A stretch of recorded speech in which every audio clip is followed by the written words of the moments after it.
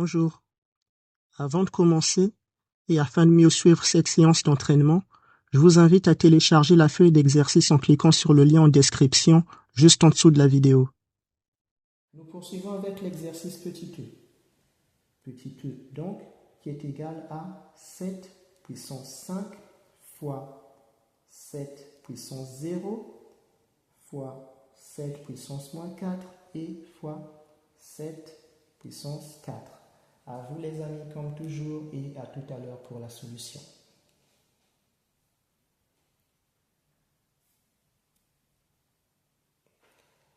Alors, on y va.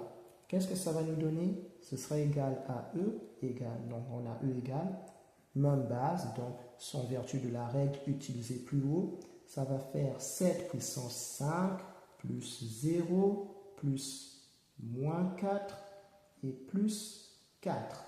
Voilà. Et ça va faire quoi? Ça va faire E égale, en réalité, bon, dans le détail, quand on a ceci, le plus va entrer dans la boîte, donc on aura à ce stade moins 4. Si on procède intelligemment, on a moins 4 et plus 4, mais ces deux-là vont faire 0. D'accord? Donc ces deux-là finiront par faire 0 si on est attentif. Ça fera donc 0 plus 0. Et il ne resterait donc plus que 5. Et finalement, ça ferait 7 puissance 5. Voilà. Donc, ceci est la réponse finale à notre opération E. Et on peut l'encadrer.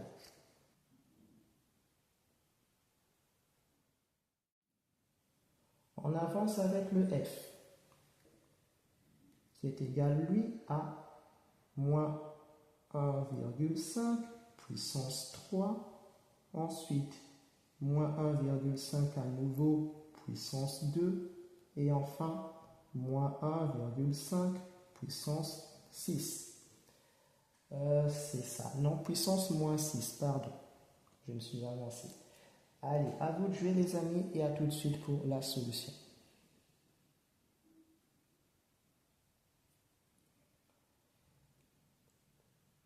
Prêt? Allez, c'est parti. Ça va être égal là à F, la base étant moins 1,5 qui se répète, on la reprend sans se poser de questions.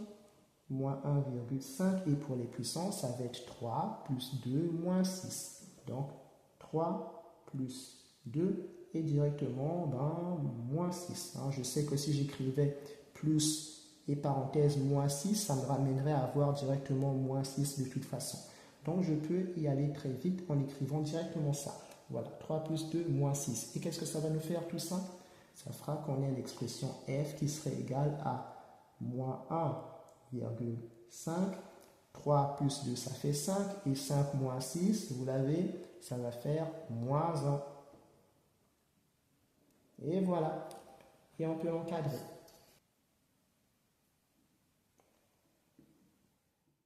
Bien.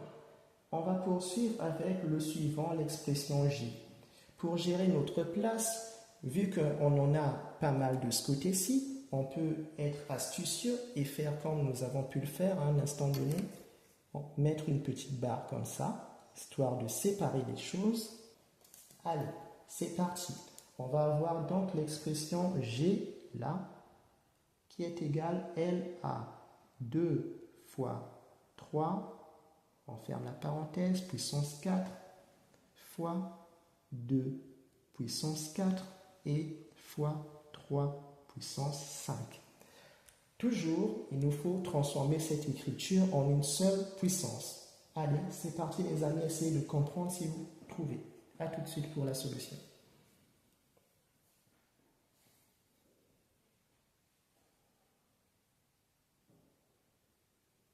C'est bon? Allez, c'est parti. Qu'est-ce que ça va nous donner? Nous avons ici une expression où on a, là pour celle-ci, j'entends, deux nombres, donc deux bases différentes qui vont porter une puissance. Or, vous vous rappelez d'une certaine propriété qui disait que lorsqu'on a comme ceci une écriture A fois B le tout puissance M, eh bien cela était égal à A puissance M fois B puissance M aussi. La puissance se distribuait donc sur chacun des termes à l'intérieur de la parenthèse. Et donc, c'est celle-là que nous allons utiliser de propriété pour écrire cette expression qui est sous parenthèse. Ça va être égal G à la puissance se distribue, donc on aurait 2 fois 4 fois 3 puissance 4. Voilà, encore une fois, c'est la puissance que j'avais auparavant par ici qui s'est distribuée sur les deux nombres à l'intérieur de la parenthèse. C'est une propriété sur les puissances qui me permet d'écrire ça. Ce n'est pas fait par hasard. Et je reprends la suite. Ça doit venir 2 puissance 4 fois 3 puissance 5. Là, si je veux, je peux regrouper les éléments à base identique pour mieux voir ce qui va se passer, ou je peux calculer l'ensemble directement. Ça va être égal ici à quoi? Si je prends les éléments à même base, j'ai là 2 puissance 4, la base 2, fois 2 puissance 4, base 4. Je pourrais dire directement que ces deux-là vont former 2 puissance 8. Mais bon, je vais y aller dans le détail. Je vais permuter en quelque sorte les éléments que j'ai là à la base pour que certains voient mieux ce qui se passe. Donc je réécris, je prends 2 puissance 4, je vais juste rassembler les bases identiques, les bases qui se ressemblent. 2 puissance 4 va être rejoint par 2 puissance 4 et après je reprends les bases 3 fois 3 puissance 4 et fois 3 puissance 5. À ce stade, je n'ai rien fait d'autre que permuter les éléments de mon produit global. J'ai juste réécrit les choses pour me faciliter la vision du problème. Et là, je vais me dire, en vertu d'une autre propriété sur les puissances, ces deux-là vont me donner quoi? Même base, ça va me donner 2 puissance 4 plus 4, ça va faire 2 puissance 8. Et là, fois 3 puissance 3, pardon, excusez-moi, ça va être fois la même base, donc puissance 3, pardon, base 3 et 4 plus 5, ça va faire 9. Voilà à quoi va être égal cette expression G. On ne peut pas faire plus que ça, on ne peut pas avoir une expression ressemblant à ceci, parce que remarquez, sur ce côté-là, à chaque fois, la base était la même dans le produit. D'accord? On a eu ici base 3 uniquement, base 4 uniquement, base 2 uniquement, base 9 uniquement, base 7 uniquement et base moins 1,5 uniquement. À chaque fois, on obtenait un résultat sous forme de puissance avec cette même base utilisée au départ. Dans celle-ci, c'est la première fois que nous avons affaire à un cas où on a deux bases distinctes. Or, pour écrire toujours en respectant la consigne, cette expression qui a des bases distinctes sous forme d'une seule puissance, on ne peut pas aller plus loin que ça. Il faut respecter les bases qui nous ont été données et arranger simplement les puissances qui doivent être arrangées. Et donc, ceci va constituer notre réponse. On peut l'encadrer.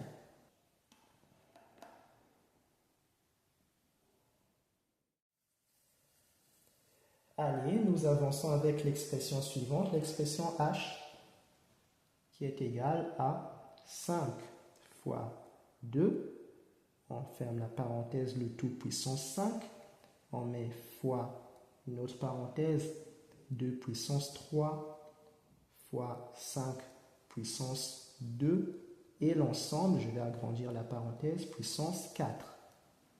C'est parti les amis, à vous de jouer et à tout de suite.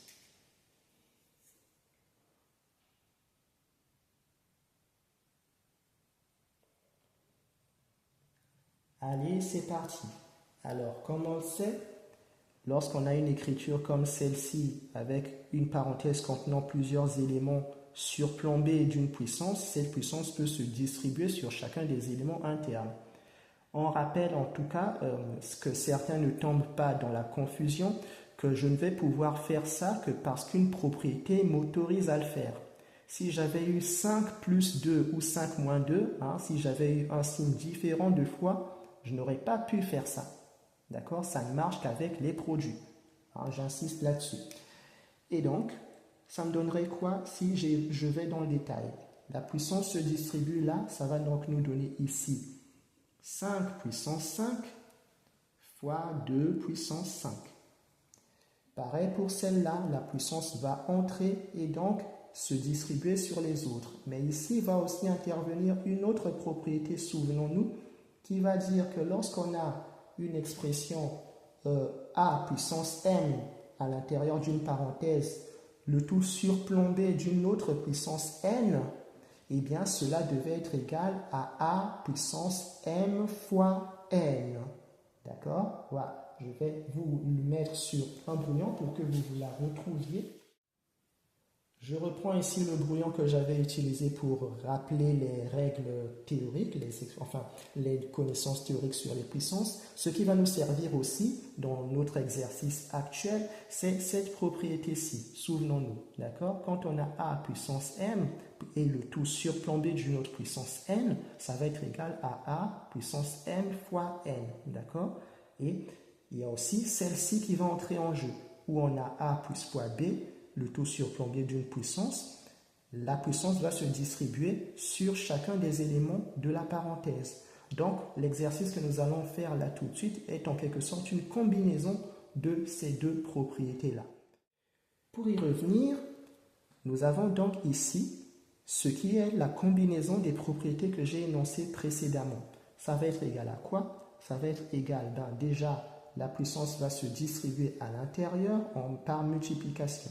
Donc, si je vais dans le détail, ça va être ici fois 2 puissance. Lorsque cette puissance se distribue, ça va faire 3 fois 4, ce qui va nous faire 12. Donc, j'écris quand même 3 fois 4, comme ça, voilà, fois 5 puissance 2 fois 4.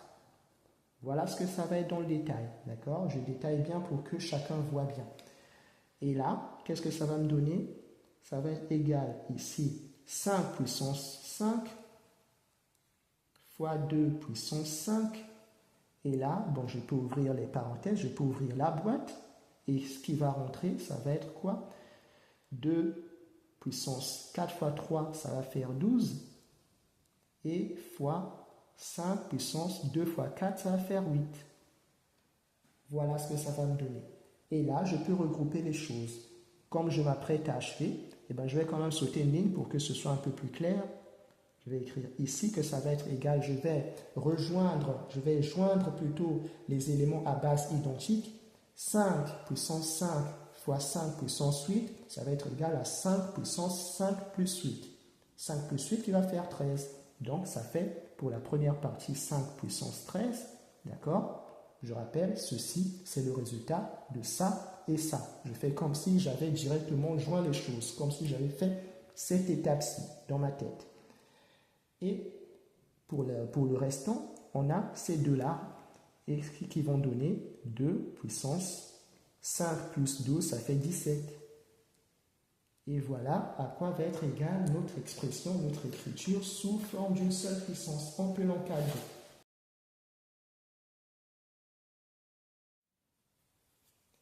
Nous poursuivons avec l'expression i. Là, qui est égale à 3 fois 2 fois 3 puissance 2 fois 2 puissance 7. C'est un peu plus tendre tout à coup, mais bon, allons-y. Pourquoi pas? Réfléchissez les amis, à tout de suite pour la solution.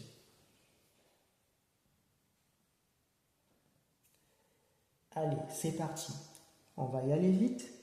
I va être égal à quoi? Là, je sais que quand un nombre ne porte pas de puissance apparente, c'est qu'en réalité, il y a une puissance 1. D'accord? Donc, je peux directement joindre les bases identiques. J'ai donc en réalité ici 3 puissance 1 et là 3 puissance 2.